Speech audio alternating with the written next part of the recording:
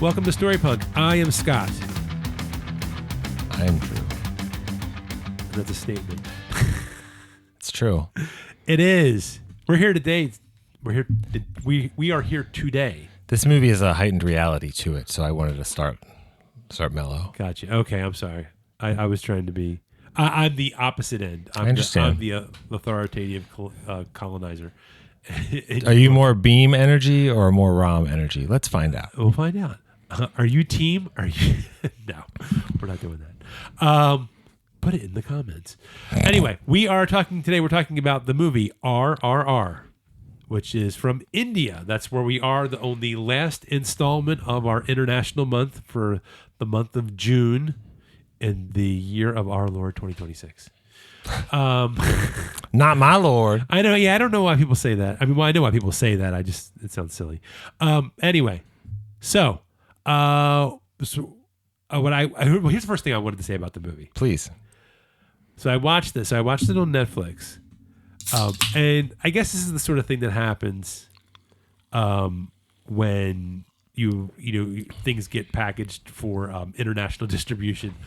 There were so many credits at the beginning that were not like actually part of the movie credits. They were like, you could tell they were just like computer generated like stuff. Well, I mean, I guess it's all computer generated credits, but it was like stuff that they just thrown on the beginning of that. I'm like, dude, I'm ready for the movie to begin. I'm ready to go. Well, Indian movies are notoriously, they're so short that the idea of putting extra stuff on the beginning, just to fill it out, that makes sense. Sure, yeah. I think it's called sarcasm, guys. And now here's what I'll say about this. So this is I'll go into this saying that this is my first experience with an Indian movie. Ever. I mean, I don't know why. You never watched like Apu in film school or anything like that? This is really the first one? Yes. That's interesting because this is a hell of a one to start with. I know. I'll be honest with you. Here's what I think. After seeing this, I think that I've never seen an Indian movie before. I didn't think it was a bad one to. I mean, if you're okay with watching movies, if you're no, let me rephrase that. Take a step back, calm down, Scott. Okay, if you're okay with watching long movies, then this is a perfectly good one to start with. Mm-hmm. I think. Indian movies tend to run long, friendly. So.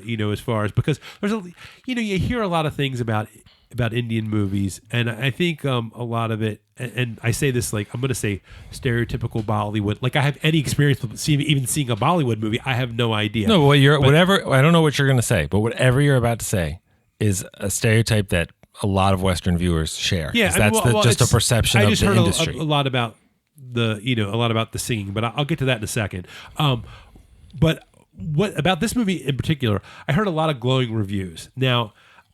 Some of them weren't from me. Well, but I'm talking about, but you're one person. I've heard it from a lot of people. And here's the thing. If you're like me, and I'm sure there's a lot of people out there, and maybe you are the same way too, when you start hearing everybody saying this movie's great, then you start to go, when you start to hear it too much, you're like, okay, we'll see. You don't get that way. When a lot of people tell you a movie's good, you don't think there's a certain amount of gaslighting that's going on. Depending on who's saying it and what they're saying, either I go, I don't want to get too hyped about this, so stop talking to me about it. Yeah. Or I go, but I want to experience that. But it's really hard to find a movie that you can say like I can't overhype this movie because we'll talk about the experience of watching this movie. Yeah, but it is my wife calls it the most extra movie ever made. Yeah, and that either sounds like whoa I gotta watch it or that sounds terrible. And the fact is you gotta watch it. But what I'm saying is that though when you hear a lot of people say, I think what happens is I think there's sort of this thing when everybody starts talking about how good a movie is, I think there are people that start to almost be like, oh, I have to say it's good, and then almost convince themselves. There's a groupthink element. So yeah, and so that I always get a little suspicious. So I will say, I definitely went into it with an open mind, but somewhere in the back of my head there was a little bit of, we'll see. That's fair. Because I think I've been overhyped on a lot of movies. That where I go and everybody's like, this is so good, and you see it and you're like, man, I just don't get it. You know what I mean? Like I've had that experience, and I didn't want to have that with this movie. So I will, just to jump ahead, a little spoiler alert. I did not have that with this movie. So even though there was that little thing in the back of my head where, arms crossed, like we'll see. And that's so totally fair to ask a movie to deliver what it seems to deliver. What it I seems think like that's everybody, fine. because I don't know anybody that's cared to give an opinion on this movie has not given a negative opinion on this movie, and that's why. And that just made me. I think that's totally fair. This is my nature. I automatically get suspicious because there's been a few movies where I had that, and you're just like, ugh, really? So anyway.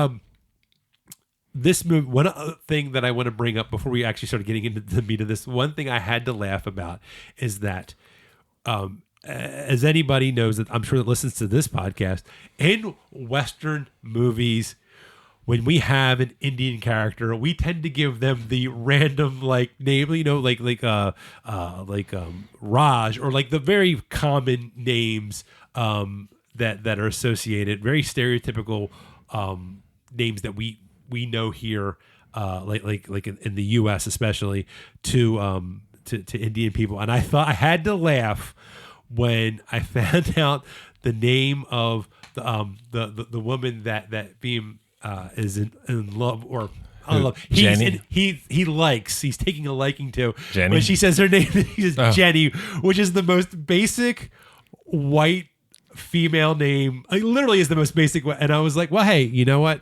Look, we've done it for years to them.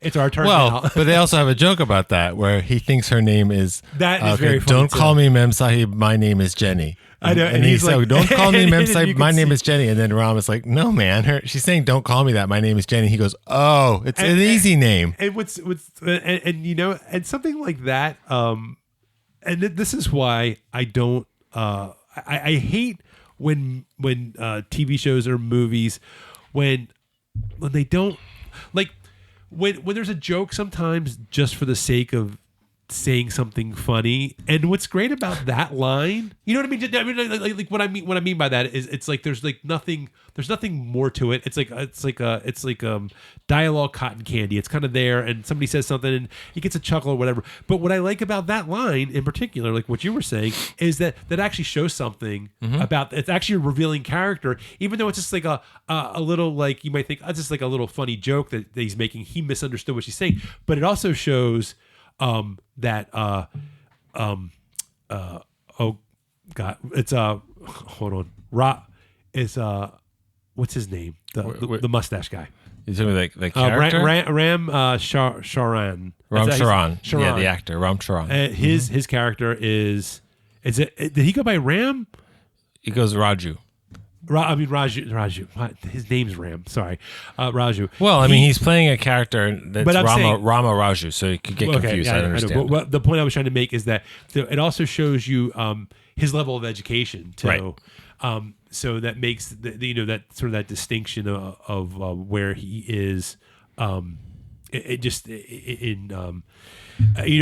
he differs from. Well, what's also good is that it just, like, there are things in the movie where they tell you, like, Bheem is NTR Jr.'s character, and Bheem is a Gond tribal. Yes. That means in certain parts of history, including the history that this is based in, Gond are oppressed, illiterate, uneducated, all these different things, which doesn't make them bad. Yeah. It doesn't make them bad in the world of the movie, but makes them less sophisticated. Sure. And for Ram, I mean, part of their friendship is that they are from very different worlds before they know who each other really is. Yes. They're from very different worlds, and that's very that they cross that before they discover how much they really have to cross. And I feel like you can learn a lot of things about a country from its movies. And India has, 5 times as much of a movie output as the American film industry does. I mean, it's huge. It's huge. If we put out 200, they put out 800. I mean, it's probably the only movie industry that rivals Hollywood. Well, I mean, more than rivals Hollywood. I'm saying it's the only one that has. But the thing is that there are at least 5 different distinct Indian movie industries by language, and each of them have a distinct character. This is a Telugu movie. from that region and language of India. There's also the Bollywood indie movies. There's Malayalam movies, which are some of my favorites. There's Kannada. They have distinct qualities, and some of the movies, if you told me like I saw this movie and it was this kind of goofy, I'd be like, oh, that's a Kannada movie. Okay. Or that's a Telugu movie.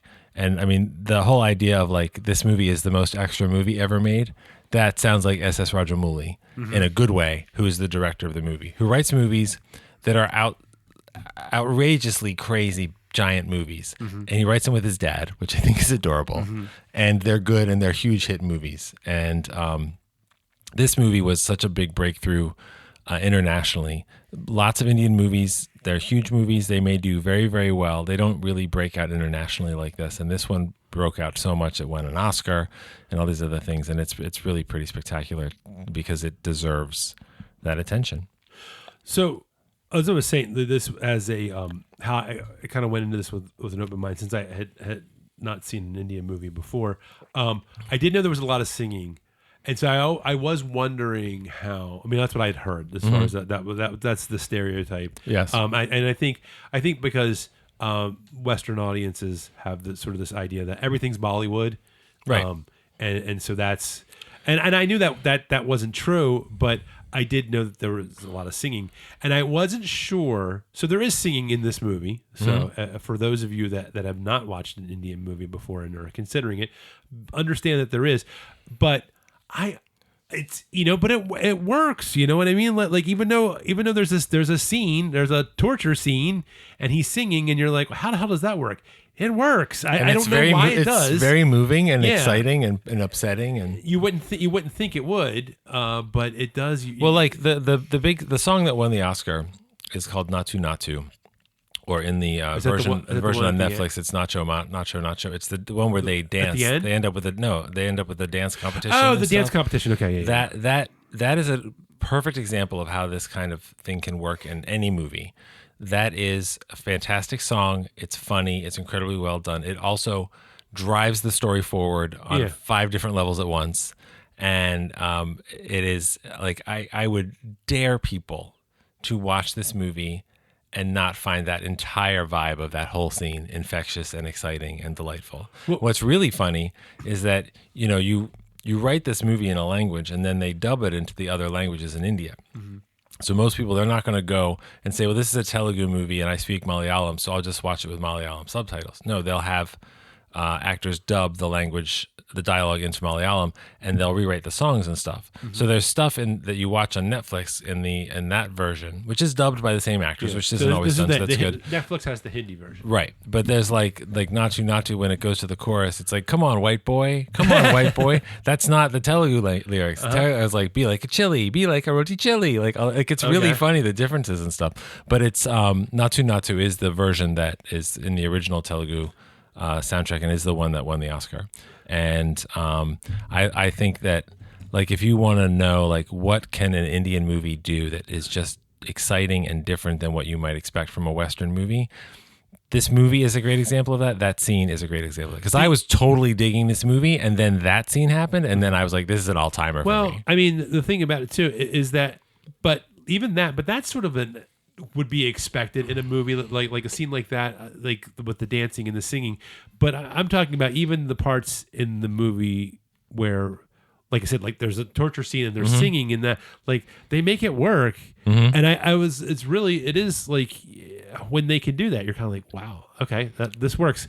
I mean, I will say like the only thing that was a little bit just hard for me to kind of and it didn't ruin my enjoyment of it. The one thing that and I guess if I watch this more, and this is probably part of the extra part of it, was the sort of that Greek chorus music where they would start singing like what's happening, and then like, oh, he's doing this and he's doing like Dosti and stuff. Yeah. And I was like, okay, that was the only part that I was, but it wasn't enough where I was like, oh my God, I can't handle this. Like it was totally. It's funny because Kelly has seen this movie a number of times also, and she said last night, she goes, I don't remember the lyrics being sort of as on the nose as they are, like beyond foreshadowing or anything. But she goes, but I don't know, like it still works. Yeah, no, it didn't bother me because I mean, like the whole scene when he takes him, like at the end when he takes him and he's like helping him, like when they escape, when he's like in that solitary thing in the. Fuck, that's so good. So when he takes him out, like, and they're singing and they're like singing what he's doing. I'm like, okay, like I'm not used to this, but that's fine though. You know, I mean, really, what it comes down to, it's like, you know, it's almost like when you watch. Like you can't. I mean, movies are about. We talked about this one of the previous podcasts, but episodes. But we talked about like how you know, we were talking about emotion and empathy and how movies are like Roger Ebert had said movies are like empathy machines, and it's all about emotion, and it doesn't matter if it technically it seems like strange. If it works, if it feels right, and like you can look at like even like when you look at like edits from like any of the big like directors, some of them, like if you actually sat there and you looked at the edits and like they don't match, like Martin Scorsese doesn't always match cut stuff, and Christopher Nolan. I mean, you know, it's all about the way it feels. The scene feels that way, and that's why. So yeah, that's a little on the nose when they're talking about exactly what they're doing, but hey. It works for that, and this movie in general, and I don't know if all Indian movies, you know, I'd be interested to see other ones to see if this, there's a lot of big emotions, and maybe they're all that way, but it's very big, like everything's out there, and not that there's not big emotions in. That's you have recognized US. something you would see in a lot of other Indian movies, not all Indian movies, because, as I said, different industries, different approaches, and frankly.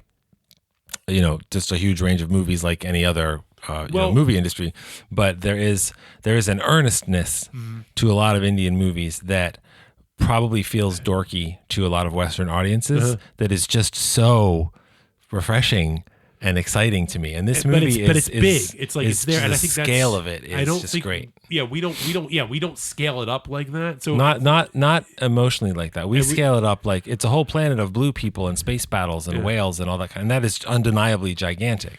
But ours has to be like moody and full of irony. It's not like this. This is a movie about men. It's a movie about a lot of things. It's about men who are friends. It's not about are they going to have sex. It's not about you know, they're brothers who are rivals for a woman. Like they become friends. And that song Dosti, after they save the kid on the bridge, and then they're like smiling as they walk at each other underwater, and then they're in the festival, and then they're racing a horse and a motorcycle, and they're stealing a sheep, and like a tug of war. Like it's ridiculous, but you believe it. You believe their friendship is grown and born. And then that's the same song that's like, will they one day discover that they are enemies? Yeah. And you're like, yeah, no, they will. I get it, but it is like in the lyrics, but you just don't care because you feel it and it's laying everything out for you. What helped me, I think what was perfect, and this is why I was saying like earlier about how I think this would be, if this is going to be your first Indian movie, this would be a good one. It's because so very, very early on, there's that sort of that rising out, I guess, at an outpost. That scene, which I think is like the second scene, and I think it's right after the village. It's the second scene, yeah. Second scene. Once I watched that kind of helped me. It kind of helped calibrate me to this is the type of movie this is, where it's going to be big, and like he's like, so when he like jumps over the fence and he's like fighting like 50 guys, and he's like throwing 50, them around like 500. Well, I mean like directly like on top of his head. It's crazy, and he's like doing all these, and I'm like, okay. I get it now. So that way it helped calibrate it so that when later on much later in the movie, when Bheem is picking up a freaking like motorcycle and throwing it, it's like, okay, this is the type of movie it is. You know what I mean? The way that I would pitch this movie to people, and I'll pitch it to the audience now if they haven't seen it. Watch the first 3 scenes of the movie. Yeah. Because the first 3 scenes of the movie introduce the villain. They introduce one main. Is the tiger the third scene? Yeah. Okay. Introduce one main character, which is Ram Charan's character, and introduce the other main character, which is NTR Jr.'s character. So you meet the governor, you meet played by Ray Stevenson, and you meet Bheem, and you don't know the story yet. You don't know. Like when you go, if you watch it and then you watch it again, you see all these different pieces of what's going to come into play already starting, like the tiger and all this kind of stuff. But I'm like, if you don't dig those scenes, the movie's only going to get more that. Yeah. And it's okay if you don't like it. But like I remember when I watched this movie for the first time, when you see in that first scene when that soldier picks up a branch and hits Molly's mom in the head, like it's so violent. I was like, whoa. Yeah. I'm not sure. Like there's almost nothing in the movie that's quite that violent after that. But then I watched a man fight a whole crowd and win. Yeah. And I believed it. Yeah. And I watched a man run from a tiger covered in blood, trying to get a wolf, and then got a tiger instead, and then trap it, and then be sweet to it and kiss it and apologize for having to, what you think killed it. He just knocked it out. And I was like, I don't know what this is going to be, but I'm in. I'm totally in. And then it just got nuttier from there. Yeah. Well, I think that with that whole thing, it was I mean, really, by the time you get to the end of that third scene, you kind of like, you really understand like where you're going. I mean, Indian movies can have some really major shifts in tone that can be very jarring to Western audiences. Some Korean movies do this also. Yeah. This movie, I don't think it has the shifts in tone like that. I think it has an earnestness to it that feels almost a little disarming to us because, like you said, we get big, but it's got to be moody and all that kind of stuff. Well, that's like the thing about it is it's like when I see like the kind of a lot of that slow motion that they do, and no disrespect, I'm not disrespecting this movie by comparing it to this, but it's very like Zack Snyder-ish. Except when he does it, there's something about it that doesn't feel. It just feels like.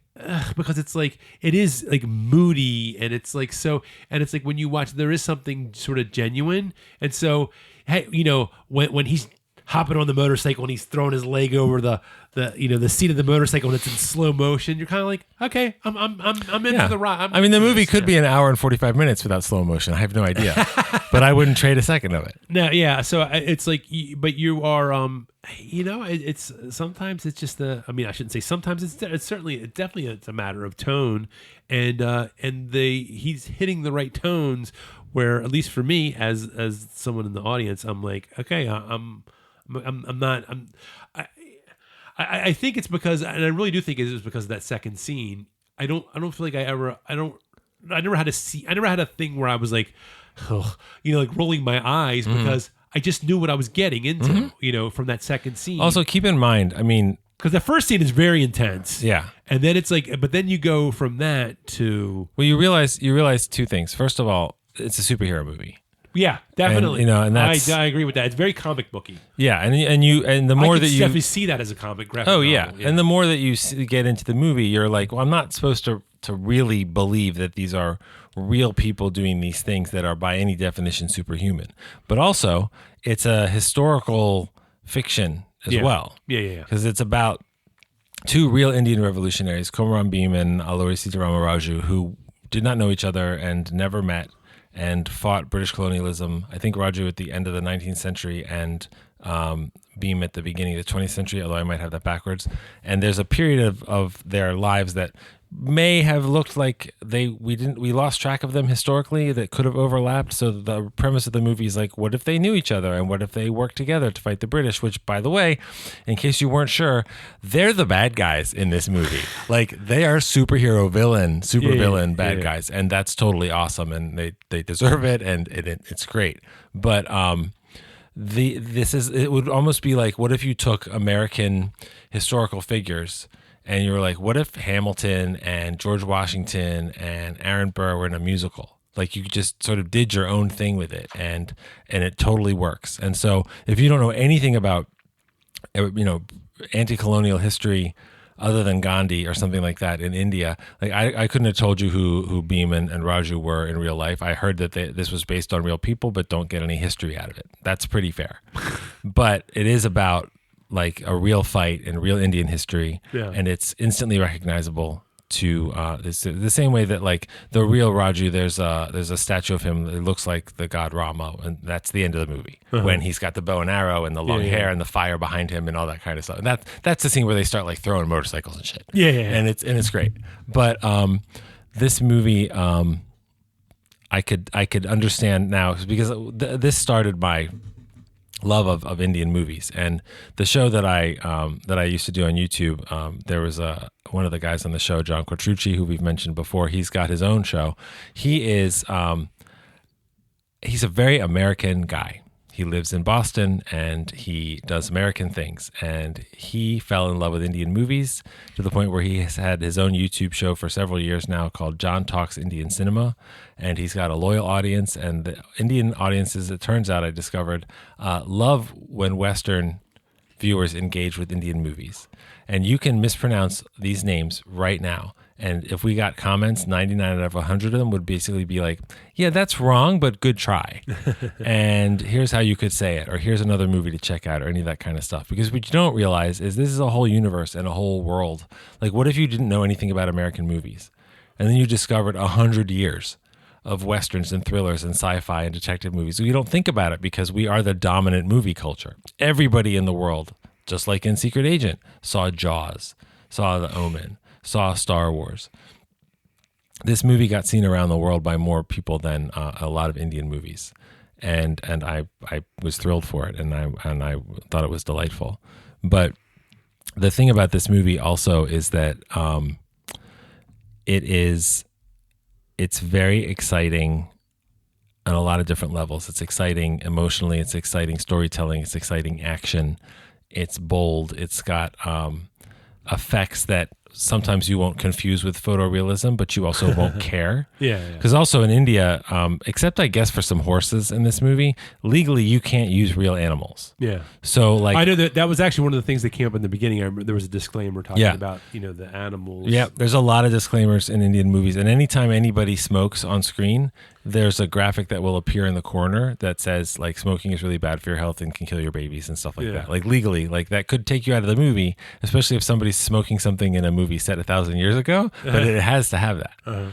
So I don't know if you want to talk more about the movie or more about the people behind this movie, because as I said, this was directed by S.S. Rajamouli, who is a major director in India and in the Telugu film industry. And do you know why it's called RRR? Well, yeah. Well, I just wanted to just talk this one thing about the about the as far as how I felt about the sort of like the way they portrayed like the relationship between the two main characters was that I really feel like that is, I mean, they really needed to make that work, because I do feel like the idea that we see throughout the theme of this is, I know sometimes we or me mainly, when I talk about themes, some of these movies, and we really kind of drill down, but I really feel like the theme is, it's a simple theme, but it's a very important theme, and it's about unity. And I think to make that work, they really needed to have these two actors who are extremely charismatic, and it just, and you have to make that relationship feel real. And I think it was some concern, when you have to, because you have to do that right away, because you start off with them not knowing each other. Which, I mean, story necessitates they that do have told that way. One of the greatest meet cutes of all time. So yeah, well, it's certainly explosive. But they are but I mean, they do it, and is it I kind of don't even care that you're kind of like, wow, would they become fast friends? Quite like that, but there is. Well, it's a montage, Scott. We don't know how long it took. Well, also that is true, but there is also the idea of when people are bonded through like trauma. Sometimes that can the sort of can, you don't necessarily have to be you have to be together for many years to have that same type of bond, because I mean that's obviously it's presented in a very action movie way, but at the same time, I mean that is a very traumatic thing that they did. So it was good enough for me to believe it, and I think they pulled that off, and especially the way that they interact. that once we get beyond that point in the movie. So that's what I was just going to say about that, is about the theme of unity. And I do feel like it did work for me, the way that they pulled off the making the relationship between those two believable. Because if you can't do that, then the movie doesn't work at all. Because then you are rolling your eyes, because you're like, well, and you have it's great because you have to make their meeting and the building of their bond feel real and right. Yeah. And you have to make the fracture of that bond feel real and right. When Bheem first sees Raju in this big battle, which honestly feels like would be the end of any other movie, but it's just the last scene before the intermission. When he sees, when he goes into they go into that when they attack state house or whatever. Yes, when they attack with the truck of animals and all that stuff. When Bheem sees Ram with the police uniform, honest, I was genuinely surprised that was in there. I thought maybe you mean in the truck? Yeah. It's fucking great. Well, here's what I knew. Okay, it's amazing. So I had a feeling. I didn't watch any trailers for this before I saw it. Okay, good. So when I watched it, when I saw him carrying that leg, the ox leg or whatever the hell it was, I was like, did they keep that tiger? Right. So I thought maybe they had the tiger with them. Right. You had no idea. I had no idea he was going to open the thing up and all these different animals were going to come. Which also means that the first time that we meet Bheem, they did that for months. Yeah. They captured a lot of animals and then used them to attack, which was great. I mean, like there's people throwing leopards at other people, and the leopards land on British soldiers and seem like this will work, and they just love eating them. It's amazing. I remember he says in that beginning part, in that third scene in the movie, where they're like because I don't think they were trying to get. Were they trying? It seemed to me that they actually weren't even trying to get the tiger. No, they were trying to get a wolf. The wolf or the coyote, whatever the hell it was. And that's why when they see what's coming, the guys that are helping him that are in the trees, one of them's like, it's not a wolf, it's a tiger. Yeah. But that's fine for their needs. It's just, Yeah. It's just that was more than fine. Right. But I mean, like, it was like, well, we're ready. We can do it. And that's why you need Bheem to be essentially a superhero, because that incredible thing where the tiger's in a net, but he has to hook it together. So he just looks like superhero muscles and sweat and growling and the tiger and then it breaks and the tiger comes at him, but they it's like we respect each other. We are connected to each other. But I don't know. Did he kill it? Like, I don't know what I'm doing. Well, he didn't kill it. Yeah. And it's great. It's an amazing scene. But when Bheem sees Raju in the police uniform, it breaks his heart. Yeah. And Raju's like, let me put the cuffs on you, and he can't look at him. Yeah. And Beam's like, are you, like, really? Is this real? Like, they're just two guys. Yeah. And then they start fighting, and then it's a superhero movie because they're like throwing vehicles at each other and shit. Can I say that his mustache was so magnificent that for the first 10 seconds when he shows up with the beard, I didn't recognize him. And I was like, well, wait a minute, who's that guy? And then it was like, and then I kind of looked at his face. I went, oh, and then the context of the scene, you're like, oh, but that mustache is impressive.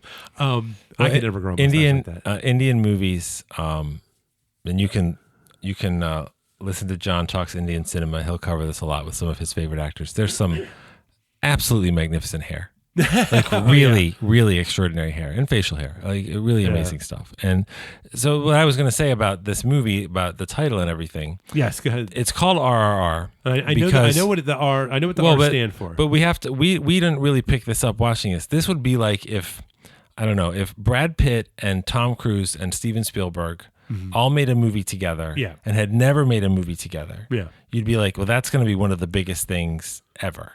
Yeah. And that's what this was. And so that was sort of like, it's not a secret, but it was kind of codenamed as RRR because NTR Jr. and Ram Charan and Rajamouli are making a movie together. And then it just kind of stuck. So the movie's called RRR, and they throw in the credits and the marketing and stuff, Rise, Roar, Revolt. That's all bullshit. It was called RRR because of their names, and it stuck because there's a movie star culture in India that we don't really have anymore.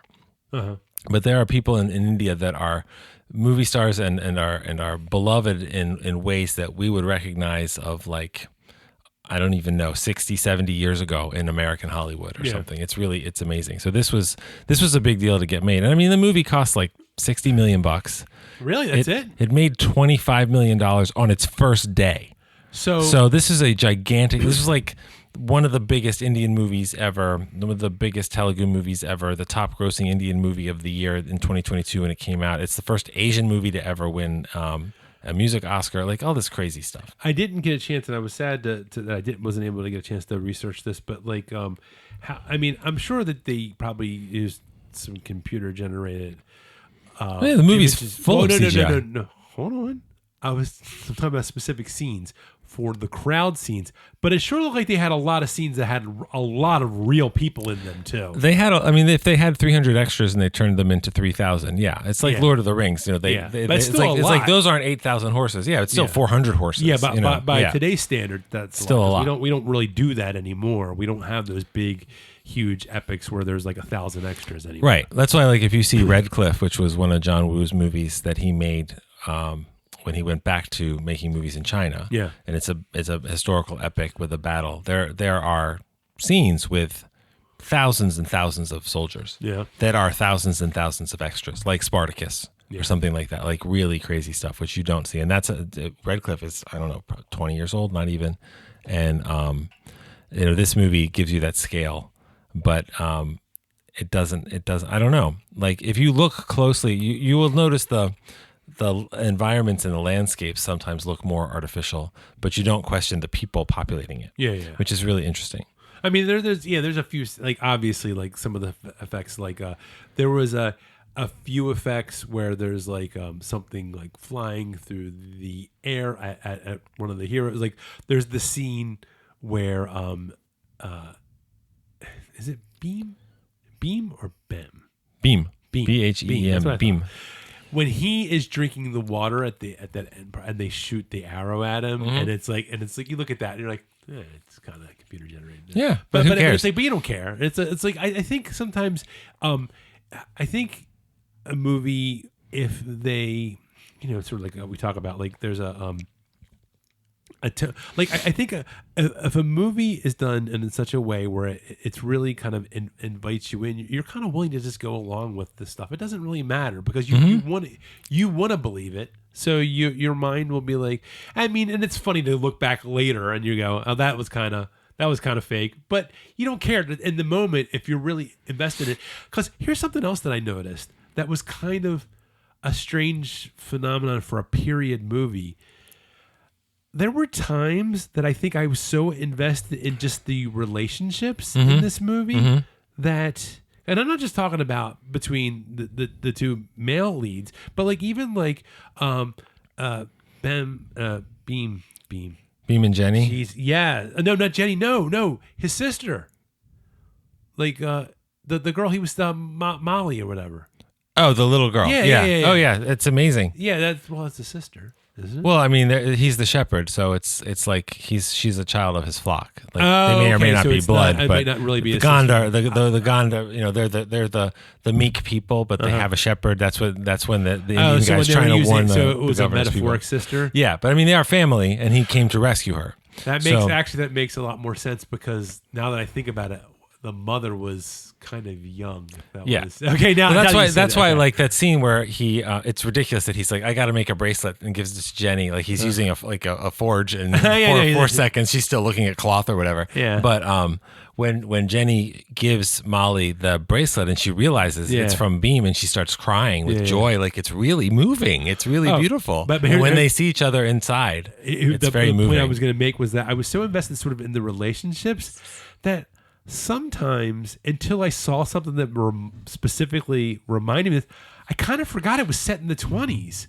You know what I mean? Like I was just thinking about the people. I wasn't really seeing anything else like really. And then you'd see something and you'd be like one of the British soldiers' like, uniforms or whatever. And you're like, this is it, or the cars or something like that. Or bolt action rifles. When they were just like in a room together talking or doing whatever, like I kind of forgot like.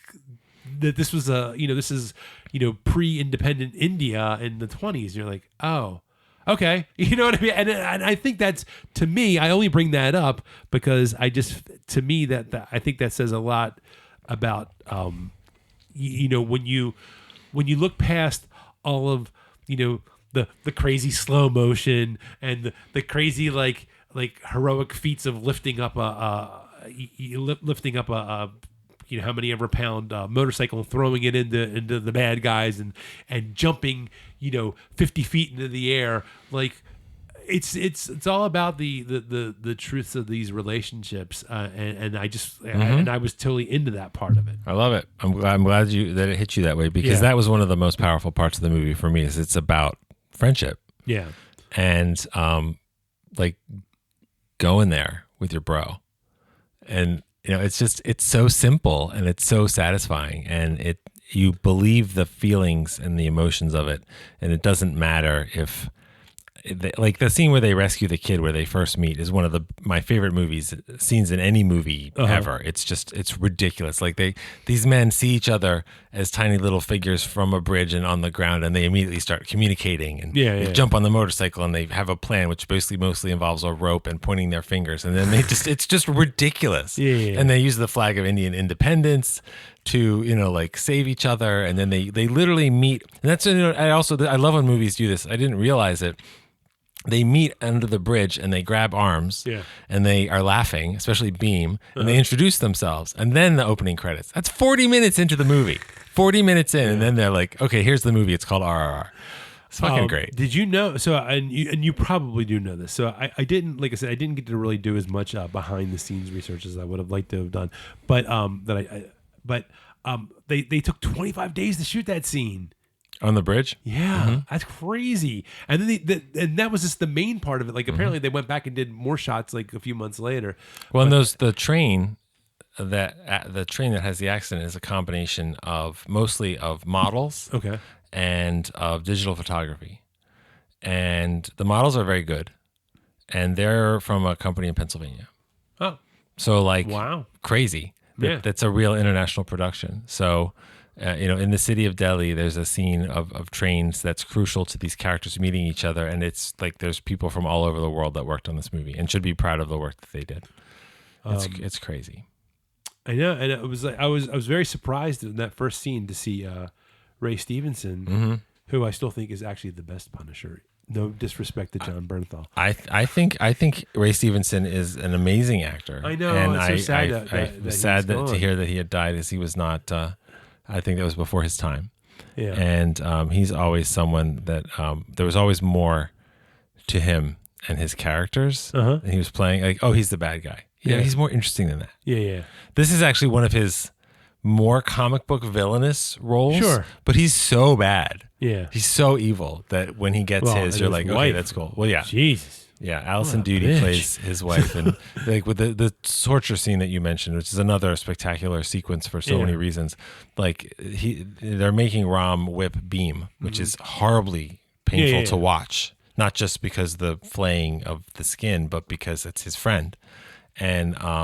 And then the wife of the governor's like, here's a whip that has extra barbs. I know, and then like literally will tear his skin. Let's use that. And it's just like, oh my God, I fucking hate her. It's great. Yeah.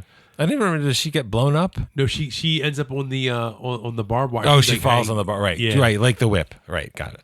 Yeah, no, she's terrible. And I mean, she's the reason that starts the story, because she's like, oh, this child does this thing that's painting my hand and singing. Let's keep it. I know. It's like what a weird. Well, welcome to colonialism. I know, but it's just, I don't know.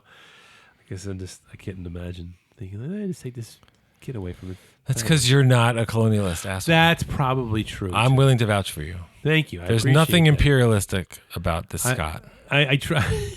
I try. I don't see it. I try. I mean, it's because I got rid of all my ships. Well, to be fair, Americans can't recognize our own imperialism, so whatever. I mean, it is a blind spot. Is there any other what kind of I know you're probably more familiar. You watched the actual documentary. Is there any? Yeah, there's I mean, if you're interested in the making of movies in general, some of the stuff to do this movie, it's very creative. It's very well executed, all these things. But one of the things that's really amazing to me is the fact that there's so many scenes in this movie with animals, and then this centerpiece action scene is got literally dozens of wild animals that jump off of a truck and attack people, and there's like real stuntmen doing really crazy moves, clearly wire work, all this other stuff. But that leopard isn't real. That deer isn't real. That hyena or tiger or whatever is a digital phantom. How do you do that? Because you believe it. You watch you may not find the actual animals photorealistic in every frame, but you believe that an animal tried to jump on one of our characters and he grabbed it and he threw it at a British soldier, and the British soldier fell on the ground and was getting eaten and all that kind of stuff. The way they shot that to make sure people were looking in the right places, they set up LED strips on stands. And so you tell the actor, watch the light as it flashes. That's the thing coming to it's ridiculous, the creativity to make these things happen. And Rajamouli movies are gigantic and bizarre and bold and earnest, and I love saw them. a quote that he said that he believes that he believes that everything should be more. So after watching this movie, I'm like, does he? Because well, and if you watch interviews with him, he's just like a sweet guy that loves movies. And he said, like because they were in LA for the Oscars, and never mind winning. But like I saw them, doing talk shows and all this kind of stuff. And I think Rajamouli said something like, Steven Spielberg came up to me and said, "I loved your movie." I mean, and he was like, Steven Spielberg said, like, it was like, yeah, it's awesome. It's Steven Spielberg. Yeah, it was like all of especially like a lot of these like big like action directors like have talked about it. I know the Russo brothers who did like Infinity War and Endgame were praising it. James Gunn, and there was another Marvel director was talking about it too, and they're just it's I know here in the United States we do some people kind of talk about big action movies, and they kind of and I think it's because we've kind of gotten to the point where I think some of the action movies that we put out have lost some of the heart to it, and I think which is clearly not the case with a movie like RRR.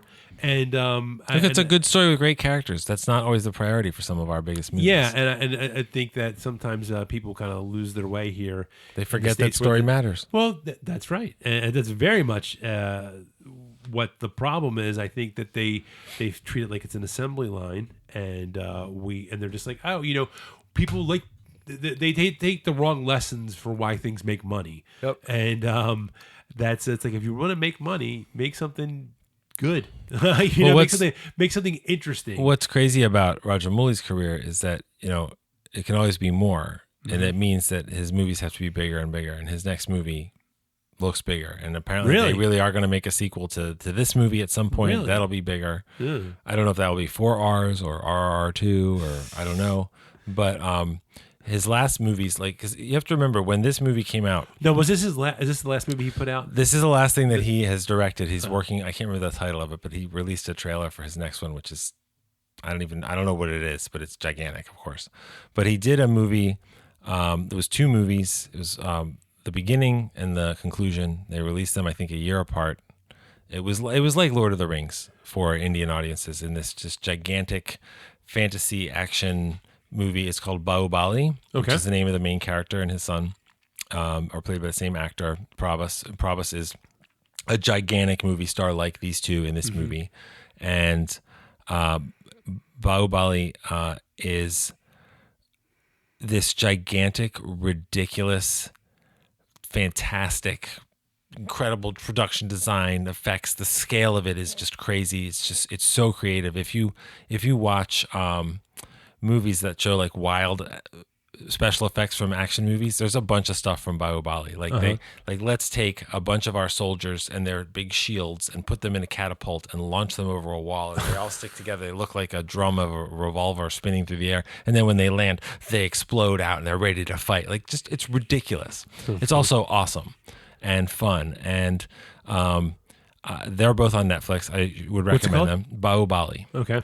There's a whole bunch of different versions and languages and stuff like that. But I will say one of the things that I've seen recently, and I don't know if this is a recent thing because I don't know a lot about Indian cinema, but I do.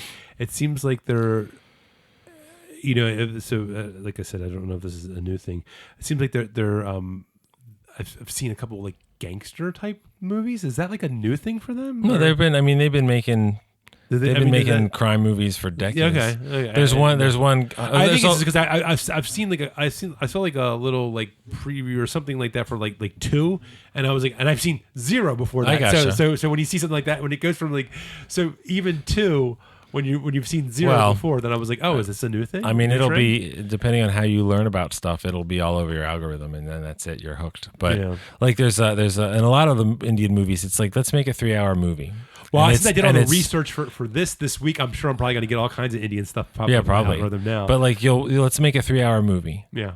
That's just part 1. And then we'll make part 2. So Bahubali is like that. Each of them are almost 3 hours. There's Gangs of Wasseypur, which is a big Indian crime epic. That's quite good. That's also 2 parts set in 2 different eras. But this is my favorite Rajamouli movie, which is not hard to say. I mean, it's ridiculous. RRR. But he did a movie that I watched that I thought was so fucking great and crazy. I told my wife, I said, you have to watch this movie. She goes, what is it? I said, there's a guy. He's kind of a dork. He likes a pretty girl. He keeps flirting with her. She's not interested. The night that she's like, you know what, I will go out with this guy, he gets murdered by the gangster that wants her for himself. And then he comes back as a housefly to get revenge. And she's like, what the fuck are you talking about? And then she watched it. She's like, this is the greatest thing I've ever seen. It's called Iga. It's a smaller movie, and it's before Bahubali, and it's before this, but it is the same complete, nutty, earnest. Yeah. It's ridiculous, like totally ridiculous, and it's so much fun. And there's a whole world of Indian movies of all different kinds of tones and stuff. And I have not seen all of Rajamouli's movies. And again, these are the biggest movie stars. He did some movies with NTR Jr. and he did some movies with Ram Charan, and then isn't he did it like together. he's one of the isn't he like one of the highest paid like actors in India? Yeah, and NTR Jr. The Junior tells you a lot. Also, there's a lot of nepotism and generational movie stars. Like Amitabh Bachchan is in Sholay and all these other gigantic movies of the 70s and the 80s. And then his son is a big movie star in the Doom movies and stuff like that. They have that. Right, but I mean, like that's just accepted. Like, of course, like it, it's cooler than Donald Trump Jr. or something. Well, but I'm talking about movies. Like, but it's the same kind. It's the same kind of thing. There's Sutherland's and Douglas's and Bill Pullman's son. Yeah. Somebody just said they watched the movie with him and Sally Field.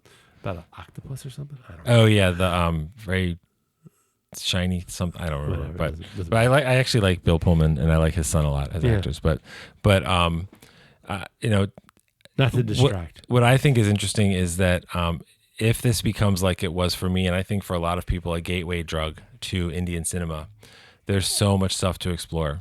There's so much amazing stuff, so much beautiful filmmaking, just the music in these movies, the soundtrack score, the songs. There's a whole culture and world of people who are gigantic superstars because they sing the songs in these movies. Yeah. And so if you are Indian and you go to the movie and you know, like, oh, there's also this video on YouTube of Natu Natu or whatever. Like, we're talking about stuff that gets 500 million views. Like, really just gigantic, huge cultural everything. So. You know what I wanted to know? Because I wanted to look it up, and I kept meaning to look it up, and I didn't get a chance to do it. Who, in the song at the end, who are the people that all the different people they're showing? Well, those are all real historical revolutionary figures. I figured that's probably what it was, but I wanted to find out exactly who they were. And it's if you're curious, it's definitely worth looking up because some of them you might recognize, just from like basically knowing some world history stuff. But a lot of it, like I couldn't have told you who Bheem and Raju were before this, but like it's figures like that. And that song, it's called the one at the end. Yeah, it's called Atar Agenda in Telugu. I can't remember what the version you watched, what it's called, but I love that song. I love the dancing. The director has a cameo in it. Okay. There's a guy who you haven't seen anything else in the movie, and all of a sudden he's in the center, like dancing. That's Rajamouli. That's funny. And he has cameos like that in his movies. And it's so joyous, and it's so fun, and I love every song in that movie. I love it. And this is the thing. This is a problem with streaming.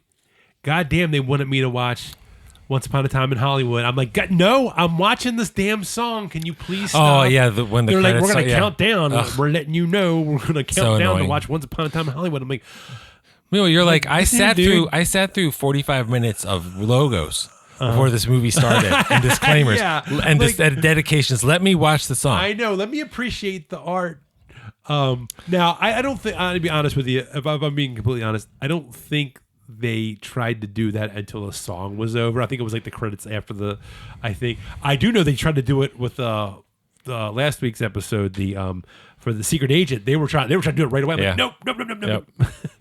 And that's why I'm glad I stayed, because I got to hear the laughing crowd at the end of that. There you go. It was fun. Now, the other thing about this movie is that it also has other movie stars in it. When you spoiler alert, when you find out who Ram really is, that he's not a cop portraying the Indian people to become successful in his life. Yeah, that was I like the double whammy there with the twist. I was like, oh, okay. The guy who played his father, I've seen him before. AJ Devgan is one of the biggest movie stars ever. Now he's a Bollywood guy. This is his first Telugu movie. Okay, but I don't know if audiences in India knew he was in it. So, but that was like a big deal. And he's amazing in that whole sequence. Because I almost felt like that felt like, because this movie it's long, and I'm not saying that as a knock against it, but it was like that whole scene. It was like I felt like that was like another movie. Like right, when we were watching that, like the whole scene with him as a child. It has a flashback in a flashback. I know you're like he flashes back to his army service and beating a guy to death with a hammer. That's right. And then it flashes forward to the flashback of his youth. Like, oh, I was like, and then I'm watching that. And I'm like. And it was like, and I was so engrossed in that part when he's like, just shooting the soldiers and the advancing soldiers. And then I was like, wait a minute. I said, there's another part to the story. We're getting back to that. Yep. Not that I was bored, but it was sort of like I wanted to know what was happening. Well, it's a big twist. It's a big surprise. Yeah, and a lot of the people like AJ Devgan has been in, literally dozens of giant hit movies, but he's in movies Drishyam and Drishyam 2, and Drishyam 3 I think is coming out, and those are like a thriller. Has he been in type some American of movies? Probably. There's some of these guys. Some of these guys have definitely been in international productions and stuff. Yeah. But and then the actress, what's her name? Saralini, I think. She plays AJ Devgan's wife, so Ram's mom, who we watch her die in the flashback and stuff, and she's in the Drishyam movies with him. Okay, and so like there's a lot of this overlap, but the cross the industry lines, and then the movie cross. This is what was called a pan-Indian success. Okay, because it wasn't just a hit in Telugu language territories; it was a hit in India, and then for it to come out of India and be as big as it was, and international awards and all that kind of stuff. That's really like. Nobody gets to do that. So that was pretty amazing. And whatever Rajamouli's movie next is, I will definitely watch it. It will probably be very entertaining. I can't imagine it'll ever strike a chord. Like this was a once in a career gigantic hit, but you never know. You never know. But it's fun because if you start watching more of these movies, and I'll help you, you'll discover some of these people are like Alia Bhatt, who plays Sita, and she's in Gully Boy and Ugly and stuff like that. But she's a younger person who's already a huge star and probably has another 30 years of work ahead of her, and like all this kind of stuff. And there's just generations of these incredible actors. And then you have Ray Stevenson, and then you have Alison Doody plays Catherine, who's the governor's wife, and she was the evil Nazi hot blonde in Indiana Jones and the Last Crusade, which when I tell it to people, they don't believe me because her face looks a little different. Well, I know when I looked at the Internet Movie Database, and I was like, who was that person? Because her face on IMDb does not look like that either. Yeah, I'm looking at it right now, and it looks like Last Crusade. Yeah. So, yeah. Well, there's a lot of people like NTR Jr. who plays Bheem. Like he doesn't lie. He's like, oh yeah, I've had work done. Like, yeah, sure. I totally had work done. Like, it's just culturally it doesn't matter. He must have Brad Pitt's plastic surgery, because Brad Pitt's plastic surgeon did a pretty good job. Yeah, well, he's in Once Upon a Time in Hollywood. You should watch that. Yeah, but yeah, I think it's truly a jaw-dropping movie. I was actually able. It wasn't a big audience, which was a little disappointing. But I actually got to watch it in the theater. I don't even know. 2 years ago or something, I came to White Marsh and played like 4 shows or something. So Kelly and I got to go and see it in the theater, and it was gigantic and it was really fun. And if it ever comes around again and it plays and it has an audience, because I knew a couple people that got to see it with an audience, and that would just be so much fun. So much fun, because the movie is so infectious and so exciting, and to be surrounded by 300 people who are in the same vibe has got to be a really good time. Well, I know. Have you ever seen? I mean, have you ever seen the clips of like in the Indian cinema, just of like the American movie, like Endgame? Like they go nuts. Listen, you watch screenings of this movie in Los Angeles, and there's definitely some like showing off kind of stuff. But Natu scene starts, and people jump up, and they know all the steps, and they're dancing in the front. And normally, I'd be like, stop fighting for attention and sit down. But I'm into it. I'm not dancing, but I'm into it too. No, because I know all the moves. I just can't do them. Oh, yeah, I don't know any of the moves, and I wouldn't do them anyway. But I mean, no disrespect to that. No, that was. I definitely think that was a great scene, and it was like you said, it advances the story. It's like that was a great like scene in the movie. It's just and the fact that he gives up at the end because he knows his girl for his bro. I know his girl is like cheering for him. And I was like, oh, he got a cramp. Yeah. Oh, I know. Bheem kicked his ass. So good. That was good. Was there?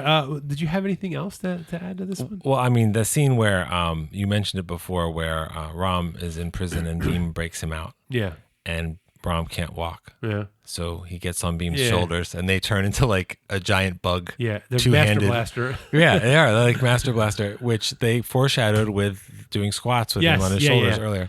That's one of my favorite action scenes ever. Also, because every action scene in this movie is like an eye of the duck of the whole movie, the aesthetic. But that is so much fun and so ridiculous, and has a song and explains what they're doing and all that. And who cares? But I do like that. I mean, if I had to pick my favorite part of the movie, as I do like that whole scene in the when they're in the when they're in the forest. And you know, when he kind of has his moment where the big battle at the end. Yeah, but when he has when they go up to the statue, and he looks at the bow and arrow, and he's like, wait a minute, and that is like I do like that whole scene, and it cracks me up though, because obviously, with the time period we're in, you can't have like this real time communication, so they just show Ray Stevens like. Ray Stevens. Isn't he the guy who sang the streak? No, Ray Stevenson is looking out, and he can see like the light, like from the gunfire, like lighting up, and he's like, he knows there's something wrong. And that was, but that's probably my favorite. But the dance scene was really good. It's so funny you said that about him seeing it that happened in Prey too, when the French trappers surround what turns out to be a bomb. Yeah. And then it goes off and people see this glow and they're like, oh, that's bad. That happened over there. That's the bad place. That's a... Yeah, so that was a... but, I mean, I think that was... I mean, both this... And I, of course, I like the opening... Where they the scene with the where they save the kid. I mean, obviously that's good too. You mean the opening scene that's 40 minutes into the movie? Yeah, I love it. Well, I love it. Technically it is open. No, but I just love it. I just love how the movie is just packed. From the first scene, it's just packed. It's like it's like the opening sequence comes like it's as long as a TV show. So. Well, also there's one thing, there is not that they don't exist, but there's not a sales culture in India of physical media. This movie is dying for a real 4K release. Yeah. If you could watch it, as I have a copy of the movie with Telugu sound that I can stream like at home, and I'm glad that I have the original soundtrack and stuff. But I mean, the what this movie could be in a home theater on a disc would be pretty amazing. And there's a whole bunch of Indian movies that would be amazing to have, and they just don't make them. Yeah. And they don't sell them. Yeah. So, I'm probably the guy that would be like, well, I just won Powerball, so I'm going to start a company where we just do Indian movies and we sell them on disc. But I mean, it would really be exciting because you saw RRR not in the original language on Netflix. Yeah. And it's a very good presentation. And fortunately, the dubbing is done by the actors who did the original dialogue and everything. That's not even the full experience of the movie, and to see it streaming. So that's why I'm really glad I got to see it in the theater. And I would really like it if a better version was available at home. So maybe one day, because this is going to be one of those. Well, this is going to be, I'm manifesting. But this is going to be one of those Like I waved my hands in the air when it manifest. It's an all-timer action movie. It's an all-timer, international breakout literally around the world and into American audiences movie and all this kind of stuff. So if you've never heard of it, because for a lot of people, Indian movies are definitely a siloed experience that they never encounter. Like yourself, you love movies, you'd never watched one. You weren't against trying it, you just never watched one. And like you said, I think right at the beginning, this is a great place to start. Yeah. I think what happened with my, I tended to go for more of the other Asian type movies, which were, because when I was growing up, I was like, I was into like the Hong Kong action movies. Sure. Those were the things that I was into. And I already not mentioned that I was John against Woo. any of the other ones, but yeah, John Woo, good God. Yeah. I used to watch all those. But Hard-boiled. And let me tell you something. I have to say that typically a movie with subtitles, an action movie with subtitles, can be challenging because you kind of want to watch what's on the screen, so they did a good job. I never found myself, because I used to have that problem with John Woo movies, reading subtitles. Okay. Well, the original John Woo movie, back when I was watching them, I was watching them back when on I was VHS. you could only get dubs, and now you can't.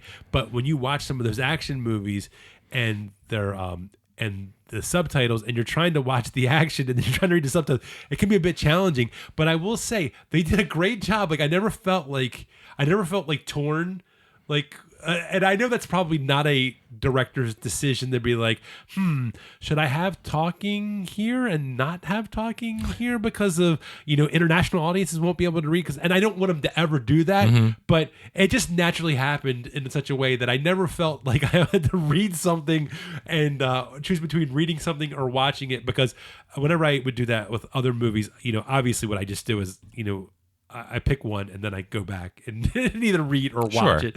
But I'm just I think this movie. I mean, like hopefully this is a like you said, this will be a breakthrough. Maybe more of these movies will break through. I'm really hoping to see an Indian version of Cannonball Run.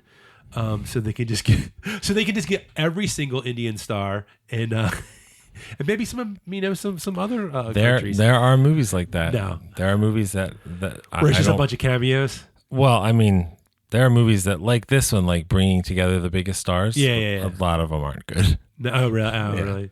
No. Well, this one is very good. I did. Well, I was a kid. I have not seen Cannonball Run since I was a kid. I've never seen it. And it's I know I liked it when I was a kid. I don't know if I would like it now, but it was a silly movie. And anyway, it wasn't serious like Rat Race. It wasn't. Yeah, really. No, but the only reason I say that is I was thinking because I know how you were saying, like every time you brought up this person's a really big star and this person's a really big star. Yep. And of course, the first thing my Western brain goes to is Cannonball Run. Yeah. So that's why they should have had silly bloopers at the end of this. Right. Well, I mean, like you think about movies. hysterical. What was that? Is it A Bridge Too Far? Where like everybody's in the movie in one scene, Sean Connery and James Caan and all these people. Like it's maybe. Is it A Bridge Too Far? I can't remember. But that doesn't usually serve the movie. Towering Inferno. Yeah, Towering Inferno, which is it. not really a great movie, but there was like you even had O.J. Simpson in that movie. I mean, how many?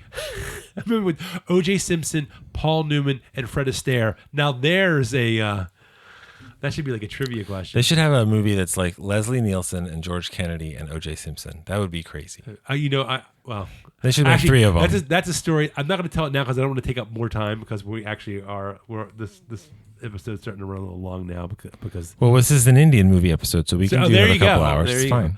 So, and then after this, we're going to eat butter chicken. I actually do love butter chicken. I do. I actually love Indian food. I love it. Not that has anything to do with the movie. I can only eat it when I'm not with other people because I don't want them to be upset at me. Why? It gets a little gassy. Oh. See, I don't have a problem but with it's really good. No, I do. I love Indian food. But anyway, I guess that's, did you have anything else to add? No, but I'll watch other Indian movies and discuss them with you whenever you want. I am totally up for that. Great. We will love it. What? I said I love it. Oh yeah. So, sorry. I was distracted by the cat. But The cat with the Irish name. Yes.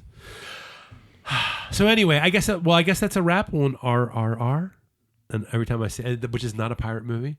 So Good point. I was gonna make that joke in the beginning, and I was like, no, that's too dumb. I don't want to disrespect this movie by saying this movie. I don't know. I mean, you could disrespect it. No, wholly, never and it wouldn't. But it wouldn't have an impact on the movie. No, well, that's true. Yeah, like they'd be like, "Who the hell is that guy?" Like, no movie is for everybody. But I like that this movie really, like what I said was before was serious. If you're not sure, watch the first 3 scenes. Yeah. By the end of the second scene, I was on board, and I hadn't even met all the characters. But if you watch it and you go, "This is silly, and it's too bloated, and it's too dumb, and I don't care about any of that," okay, save yourself the next 2.5 hours. I feel like if you are someone that truly enjoys movies, enjoys having new experiences, then I think you owe it to yourself to at least, like you said, watch the first 3 episodes. Ugh. But it felt like episodes. It is episodic because it's like the water, the fire. Yeah.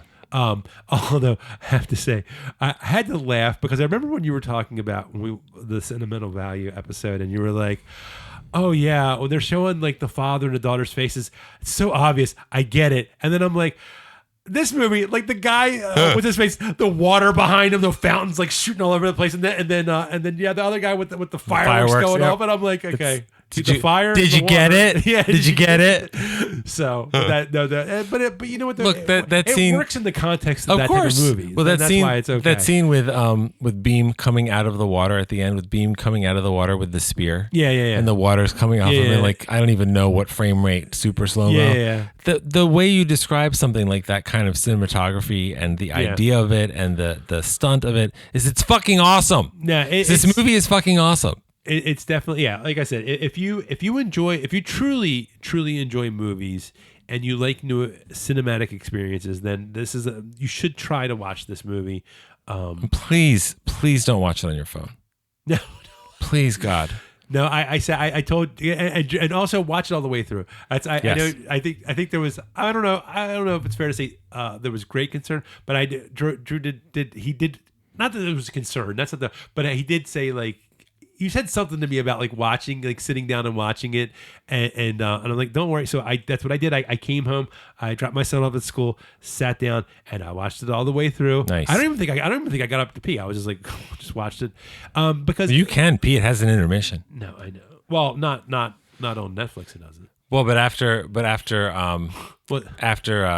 Bheem gets captured and it cuts to the graphic of their hands pulling on it, that's actually like a 10-minute intermission in the movie. In the movie. Okay, yeah, because it was in the theater. That's when I do remember it going. It's a natural break because Bheem is arrested and like Ram is pulling him up. Yes, I do remember. And that, then how that and then it goes to that graphic, and we had some friends over to watch it, and then it cuts to like the cops are looking for them in the garages or something, and my friend goes, right. "Wait, there's more!" Like he literally was like, "This is amazing," and it's over. No. And then he watched the rest of it. And he's like, "I'm glad there was more." Yeah. And I said, "Yeah, no, I'm not going to waste your time with shit." Yeah, that was good. I'm so glad you enjoyed it. I thought that you would. Oh yeah, I mean, but it's really fun, and it's easy to skip whole parts of the world movies. I'm not going to pretend I've sampled every nation's output. Well, that's sort of it's fun to discover stuff. That's sort of the idea behind doing why I wanted to do it this month, because I was like, let's one, because I wanted to see some of the I knew we had 2 like Oscar nominated like actors. And we had the Sentimental Value, and we had the Secret Agent. I know we had those, and those were newer ones. And we always we do like a newer movie and then an older movie, and then I was like, let's. And I knew that Drew liked RRR, so I was just like, a little. So I said this would be a good way to kind of fit that in, because I knew we wanted to do that at some point. And so and then I had never seen Parasite. I wanted to see Parasite. It was always one of those ones that was on my to be watched.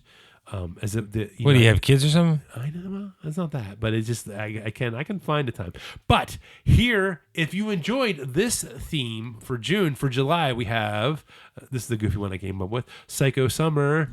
And the first 2 movies up, Psycho Summer, and it'll be like it's movies. Are those movies about mental health? It's about movies about people like where the protagonist has many people trying to kill them. And the first two up, we're actually going to do, this is the first time we've ever done this. We are doing 2 episodes back to back of a movie and its sequel, Ready or Not and Ready or Not 2. And so that will be coming up in the next 2 episodes. And you can also follow us on your favorite podcast platform and on storypunk.com if you want to go directly to our website. And we're on Instagram at storypunkpod. Facebook you can check out for updates, our Facebook page. And we are also on Letterboxd. I am Storypunk Scott, and Drew is on there as well. And he will tell us now. Solid Gould. Yes, that is correct. And I guess since now, are you going to say remember that story matters in? I'm sorry, I don't know. I didn't tell you. I know That's dosti and natu, but I don't know that phrase. I'm sorry. I should have looked it up. Anyway, so then I will just leave you in plain old English. Remember that story matters.